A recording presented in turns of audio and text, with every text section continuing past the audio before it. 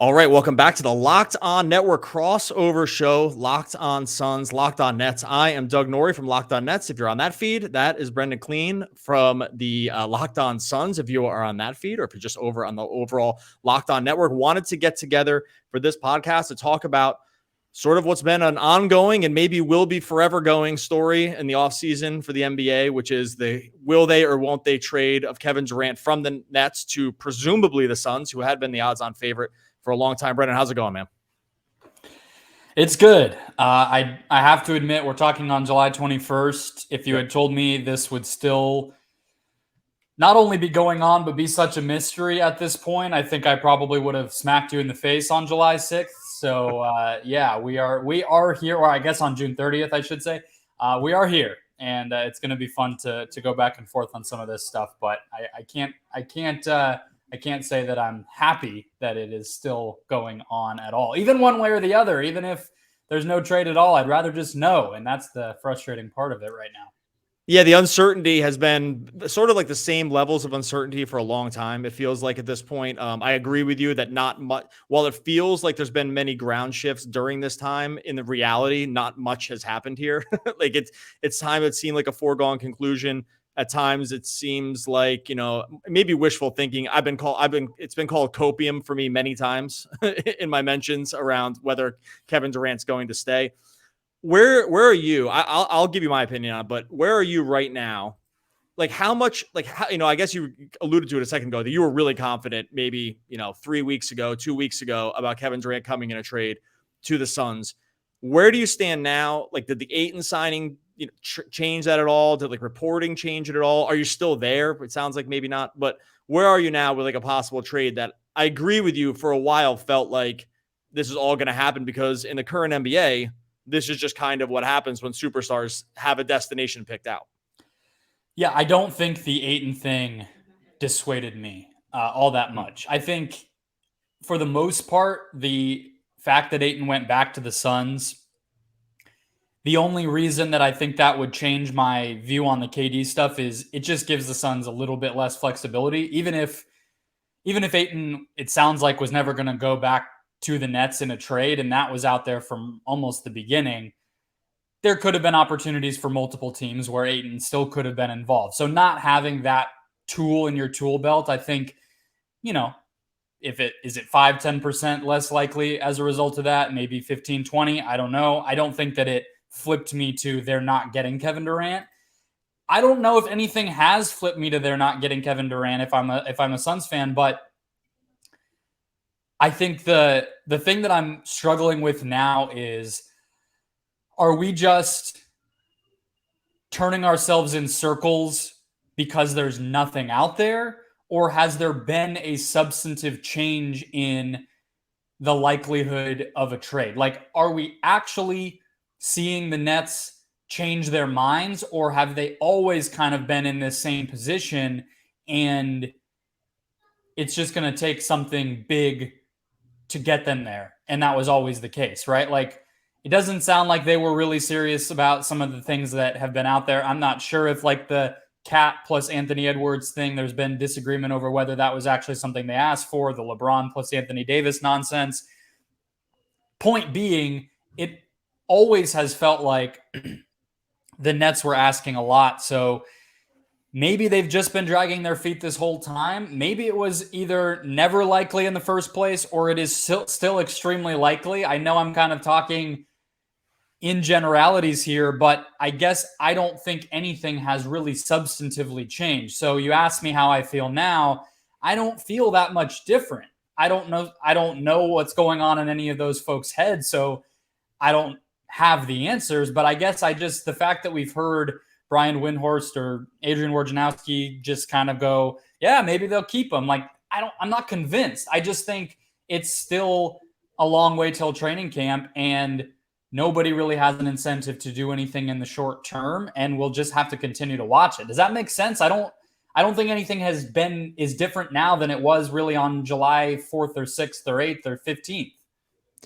Yeah, I actually tend to agree with you on almost all those points. And I think that you're right. I don't think anything of substance has changed here. I don't think that I think there was probably some loose offers either floated or just kind of like, I don't think anything got back to the, I'm going to pass you a number across the table thing here and you can let me know. I think it was just kind of feelers and stuff like that would be my guess. None of it felt all that close for either side, right? Like, hey, we want Booker or something like that. And their Suns are going to say no. I'm making this up, but this would be, I suspect, what would be like the introductory pieces. We want Booker, Suns say no.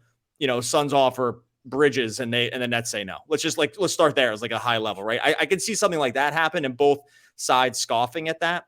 I agree with you where like we probably haven't gone through any major change. It's, to me, the difference is, I guess we just probably started at different places. So when you're grounded in different things, like let's say you and I started at different places with the whole thing. I've been of the mind that the Nets probably would feel comfortable playing like a slight game of chicken here with Durant in a way that other teams haven't, like with let's say Anthony Davis or Kawhi's a little bit of a different scenario, or, Harden 2 years ago and then Harden a year ago. These situations all rang a little different to me. And so when I thought about those, it never seemed to me all that likely even to begin with, even though betting markets would have told me I'm wrong and history has proven me wrong time and time again with this kind of thing. But in thinking about where the two sides were, the amount of years Kevin Durant had left, the Nets can't go into the tank, these other pieces that just kind of were made a little different than any of those other scenarios, I've always kind of been of the mind where the Nets were just simply not going to bend over backwards to make something happen if it was 50 cents on the dollar, 75 cents on the dollar, because they don't have to.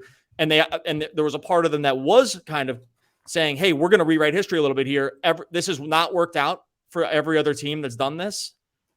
And we're just in a different situation with KD, and we'll try to bring him back and we'll see if we can make amends. Does that make sense? Because I think I agree with you on not having changed my opinion, but my opinion just started in a different place. Yeah. And I think that, us kind of messaging here and there and seeing how you and Adam felt about this just on clips of your show and on your social feeds, like I felt like we were in a different spot. Probably not an incredible surprise, being that whether we would call ourselves like out and out fans or not, I think we obviously kind of want to see the team that we cover do well. So it makes sense. Hey, it would be great if the team that we cover had Kevin Durant. So maybe we're a little bit biased in terms of that stuff. Sure. But I do think you bring up an interesting point, and it's a question that I have for you, which is, you mentioned why the situations are different, and I fully get that. Like, KD being a little bit older, having just signed this extension, not having a player option. So it's a straight 4 years, and the lack of incentive to tank if you're Brooklyn. All that stuff, like, we've all thought about in circles here. But are the Nets just taking advantage of Kevin Durant not being the type that they expect would sit out or make this ugly? Because that's kind of where I'm at with this now, is if they're truly thinking about bringing him back, is that just them almost daring him to pull a Harden in Houston or to pull an Anthony Davis in New Orleans? And hey, we have no reason to believe that you're the type of guy who's going to drag this into the mud. So we'll just have you back, and you might be miserable, but we feel like you're going to play. So see you in October. Like, that feels like what they're kind of saying with their actions right now. Yeah, that's definitely really interesting. I'll get into that here in a second. Going to tell you about first our friends over at BetOnline. BetOnline, the number one source for all of your betting needs, the easiest way to check on all the odds and props that you need. Right now, if you go to BetOnline, Suns plus 750 to win the championship, from the fifth overall. And they also just came out with their win totals, 52.5. Real quick, Brendon, 52.5 over under right now, BetOnline. That's right where it was last year, and I felt like it was crazy. I just feel like they're going to be over that. They won 12 more games than that last season. They'd have to get so much worse to go under. I don't know why they keep getting under respected. They got to hit the over. You got to go to BetOnline right now. Take advantage. I'm right with Brendon on this one. Kind of Durant or no. Durant, I think you're definitely there. No Durant, if they still think you're there. Maybe BetOnline made a little mistake. That's all right. That's why you go to betonline.net. They got you covered for all of the odds you need. Go check out all the new stuff they have going up over the offseason for NBA. Obviously going to be crushing it for NFL as well. You head on over, you use your mobile device, you learn about all the trends, all of the action. BetOnline, where the game starts.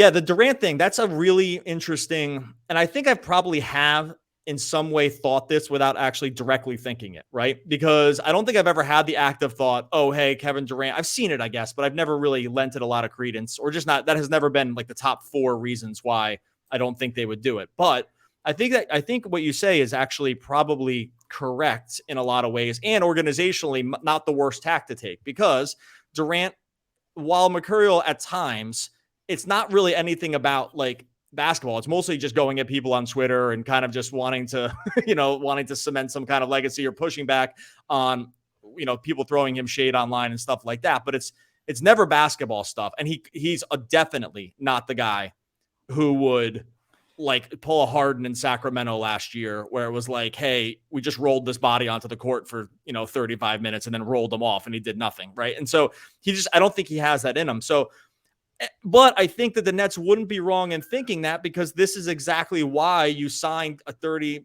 an aging Kevin Durant to a 5-year contract, because you're going to get this guy come hell or high water for that amount of time, right? This is the whole goal of the NBA, when you really boil it down, is to have a guy like Kevin Durant on your team. You can't win without, you can't really win the championship, or it is very difficult to win the championship without having one of this top class tier of guys, right? Maybe you can get close, but if you don't have one of these top, surefire 8 guys or whatever you want to put the list is pretty short.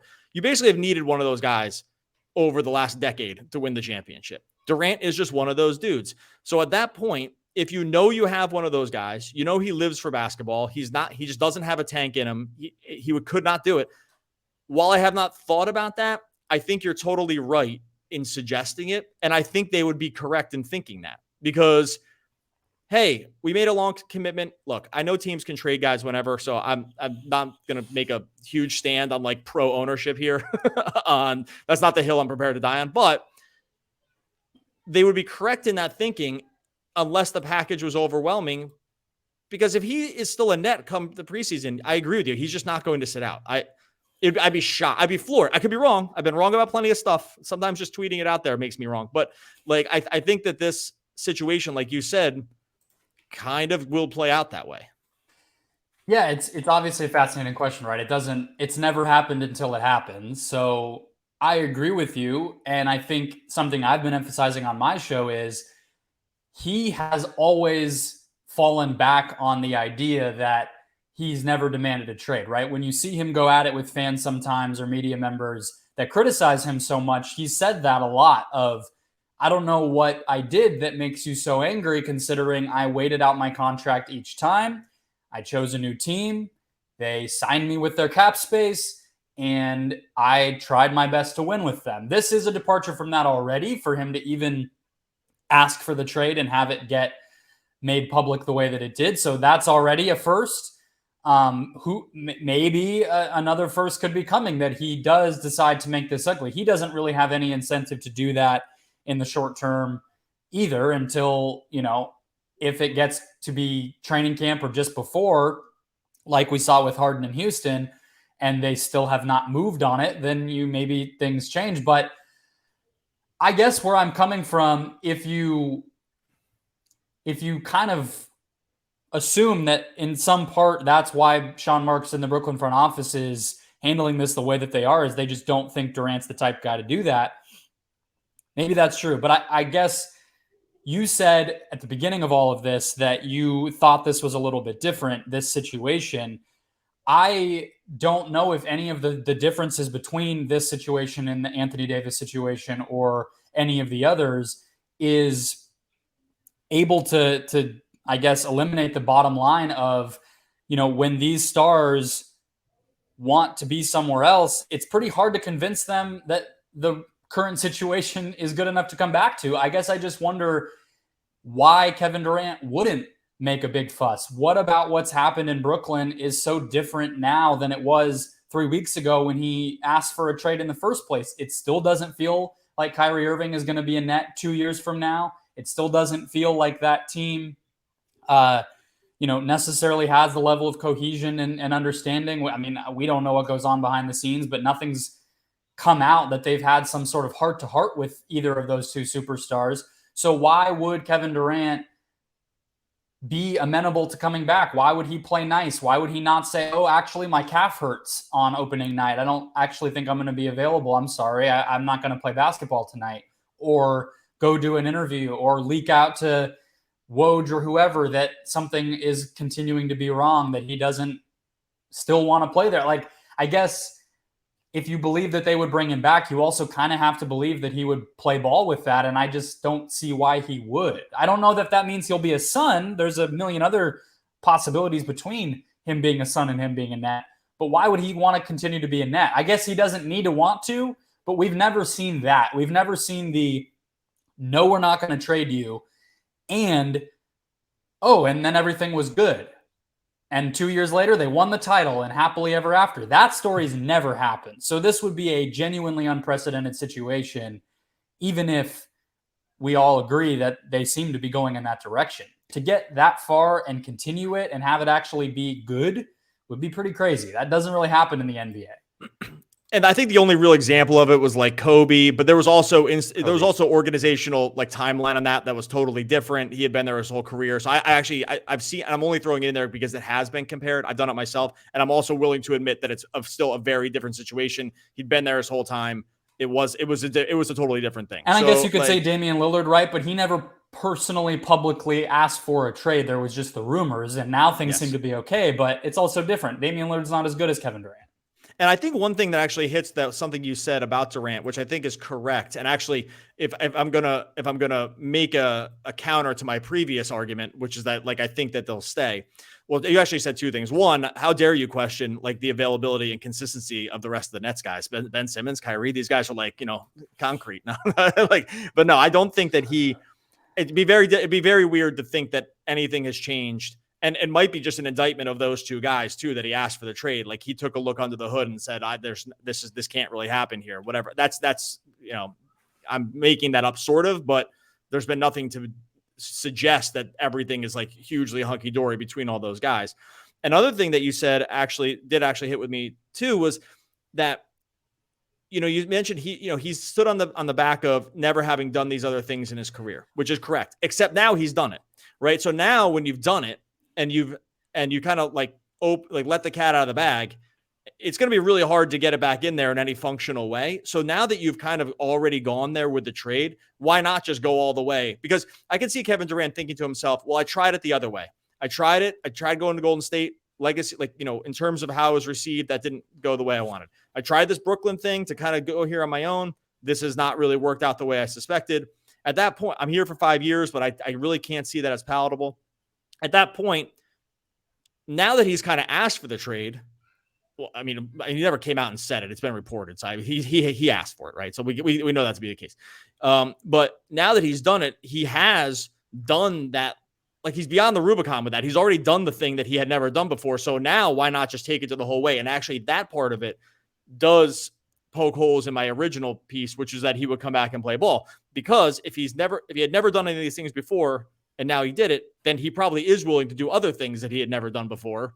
And this would be just the next logical step in that. So now I'm actually starting to feel bummed again, because I think you are, I think you're not all, I think you're correct in that piece of it, in that it's very difficult in one way to stand on the back of history when it comes to the superstars, but also in the same way, it's hard to stand on the back of the history of what happened with Kevin Durant, because I think a lot of that stuff is sort of off the table at this point.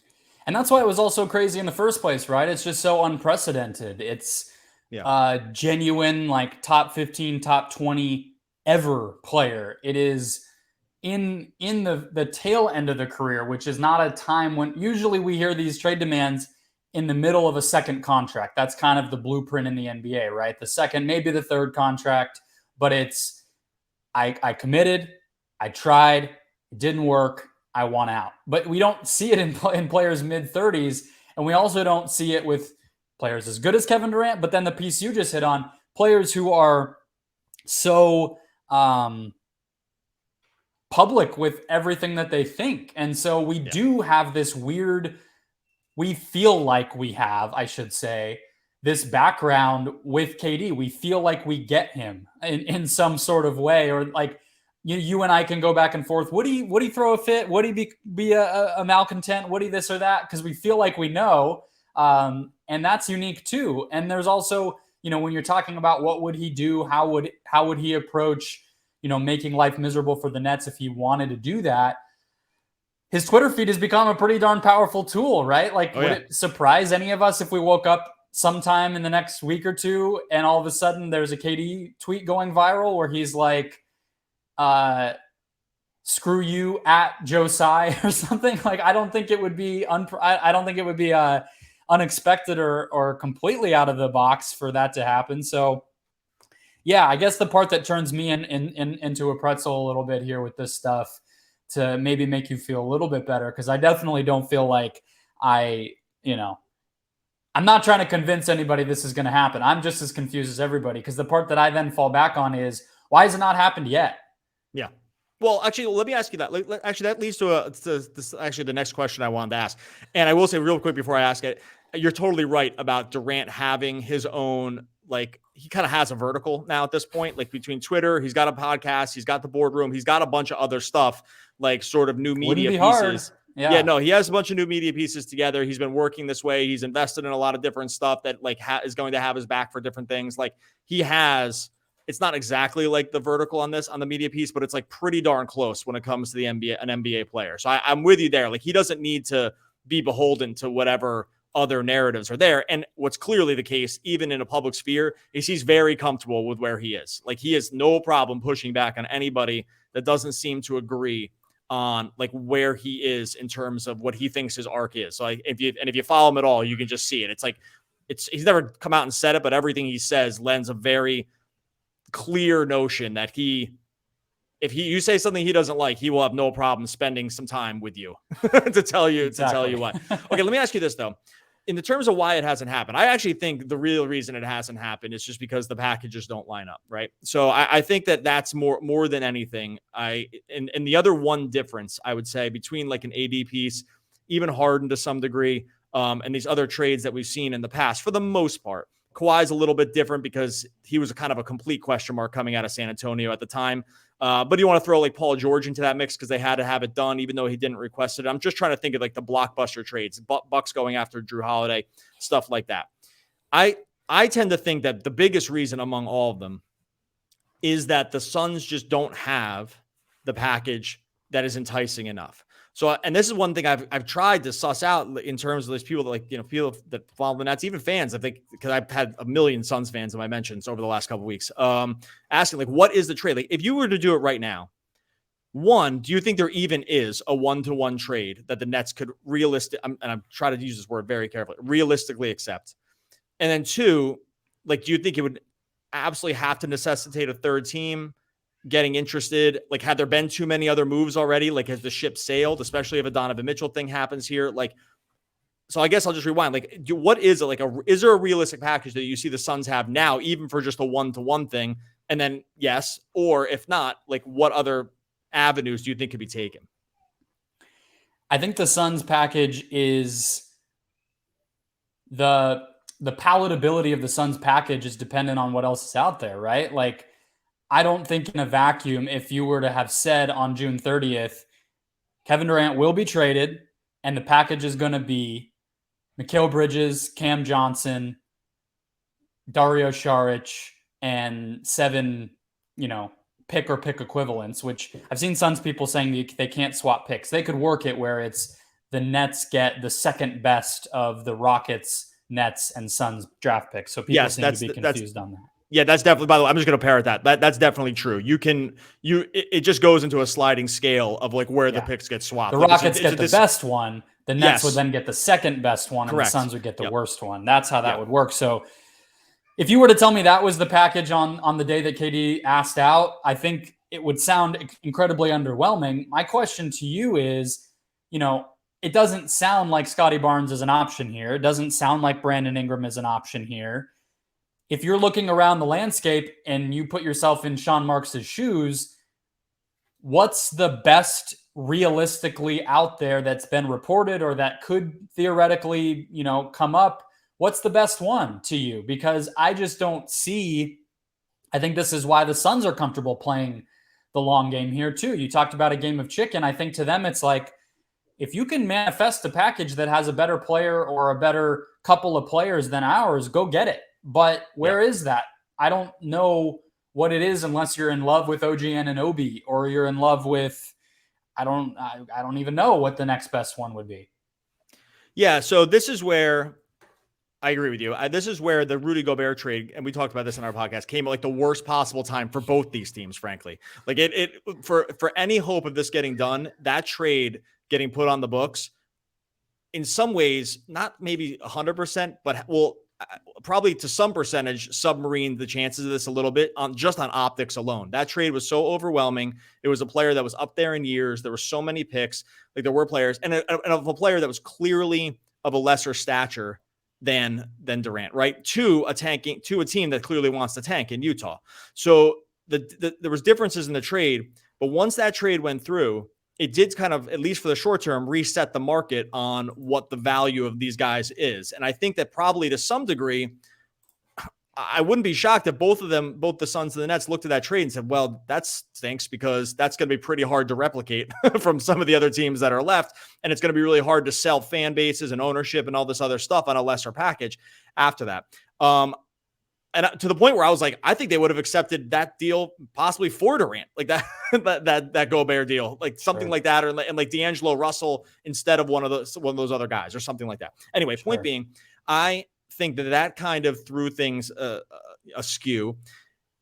I think without that trade, the Bridges Johnson one would not have been enough, but at least would have been getting something close. But I still think like the Nets situation is just so much different than some of these other teams. Those other teams were happy.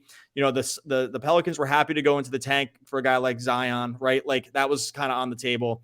Who are some of the other ones? So the Houston was ready to go in the tank. Jazz were ready to go in the tank. Like those teams. The Nets just can't do that. Yeah. And frankly, the Suns picks are going to stink forever because they're going to be good for so long. The Suns are going to be just, even if they jettison Paul and Durant, if you were to come, just having a baseline of Booker and Ayton means they're going to be very good for years. Right. So these picks are not all that enticing ever. Like you could tell yourself a story with the Nets picks for Harden. Hey, these guys leave in 2 years. These picks are going to look awesome. Right. And it's actually very close to being that way for Houston. You cannot tell yourself that story with the Suns. And so, because there's almost no world where they're bad.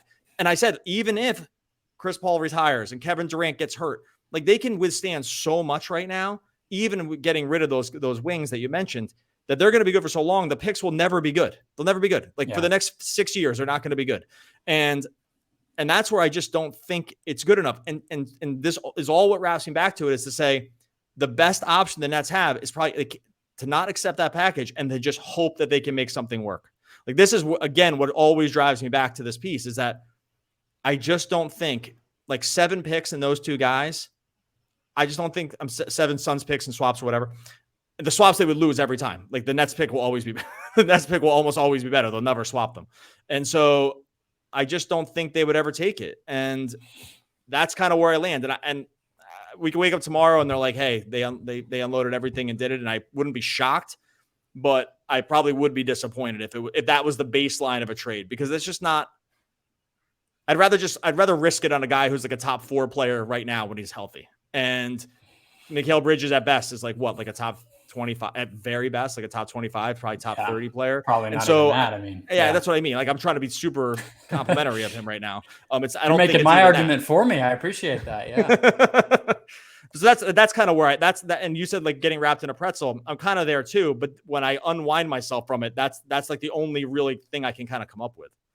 I think that logic is in agreement with you. I think like the Nets shouldn't, in a vacuum, it would be pretty dumb to take that package, right? I mean, I think, on the one hand, like if Ben is going to be there and play next year, and that's a piece of at least the 2023 team, I do think a group on the floor of Ben, Mikal, and Cam Johnson is pretty cool. I think like it's not like you're just taking this embarrassing thing that you're like not even wanting to put out on the floor for yourself, right? But it's not the centerpiece of, it's not Shai Gilgeous-Alexander, right?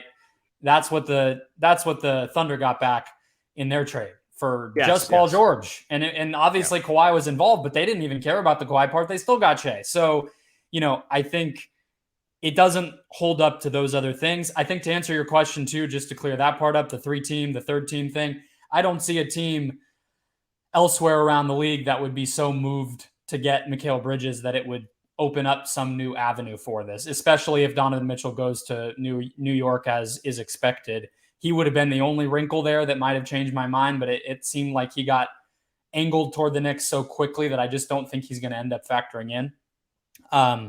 So yeah, I think it's totally reasonable that, logic would indicate the Nets would not do that. But if the only other option is to do the unprecedented and truly try to hold on to this guy who's well respected around the league, who has pretty large amount of sway, in terms of what he says is news.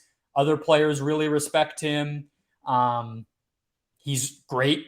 And to really go out on a limb and say, we're going to be the first team to do this with this guy, and we're going to basically punish him by making him come back. And even though everybody will know he doesn't want to be here, and kind of embarrass ourselves in that process, I will believe that when I see it. Just like I'll believe Kevin Durant throwing a public fit when I see it. That would be pretty surprising, but I guess maybe I buy that being a possibility more than I buy the alternative of Sean Marks and Joe Tsai doing the unprecedented. I also, and this is not something we need to go into, I know we've already filled a full show here, but I'm just not so sure that Sean Marks has the green light to do something so gutsy like that on behalf of the entire franchise. At the beginning of all this, you heard Joe Tsai wants to just get this nightmare over with, and he would be fine to take a team that can just be respectable, competitive, and give them a restart.